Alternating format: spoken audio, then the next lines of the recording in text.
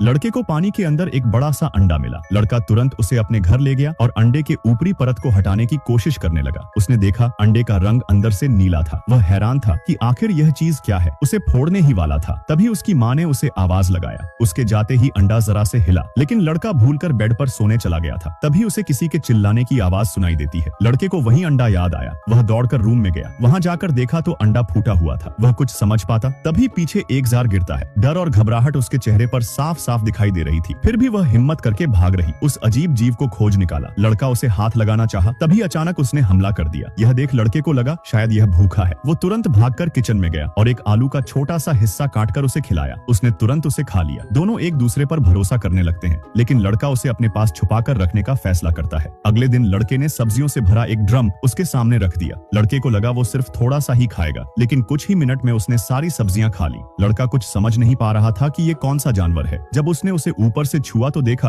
उसकी बॉडी का ऊपरी हिस्सा सख्त हो गया था, जिसके बाद उसने उसी ड्रम में पानी भर दिया। पानी में वो बहुत ही अच्छा महसूस कर रहा था, क्योंकि यह एक समुद्री घोड़े का बच्चा था जो समुद्र की गहराइयों में रहते हैं। यह बात लड़के को अपनी बहन से बताना पड़ा। जब दोनों बाथरूम में उसके साथ थे, तभी लड़के के अंकल अचानक बाथरूम में घुस गए। यह छुपी राज उन्हें भी पता चल गई, लेकिन आदमी ने यह बात सबसे छुपाने का लड़के से वादा भी किया। लेकिन उसी रात वह जीव अकेला घर में घूमने लगता है। अचानक उसकी मुलाकात घर के पालतू डॉग से होती है। छोटा समुद्री घोड़ा सीढ़ियों से गिरते हुए भागते हुए घर के बाहर आ जाता है और एक मूर्ति के ऊपर बैठकर स्टैचू बन जाता है। डॉग के जाने के बाद उसकी नजर पीछे पुल में बहुत सारी मछलियों पर पड़ती है। उसने तुरंत छलांग लगाई। अगली सुबह जब आदमी उसे देखता है तो समुद्री घोड़ा अपने साइज का 20 गुना बड़ा हो चुका था। आदमी उसे पकड़कर समंदर में ले जाता है, लेकिन उसकी नजरें लड़के को खोज रही थी। आदमी ने एक आलू पानी में फेंका। समुद्री घोड़े के पानी में जाते ही लड़का तुरंत गाड़ी की तरफ चला गया। फिर भी उसकी नजरें लड़के को खोजती रही। फिर लड़का पूरे एक हफ्ते बाद दोबारा नाव पर बैठकर समुद्र में जाता है और उसको आवाज लगाता है। अगले ही पल लड़के ने कुछ खतरनाक देखा। अब छोटा सा समुद्री घोड़ा एक डायनासोर जितना बड़ा हो चुका था। लड़का उसे सहलाता है और उसके पीठ पर बैठ जाता है।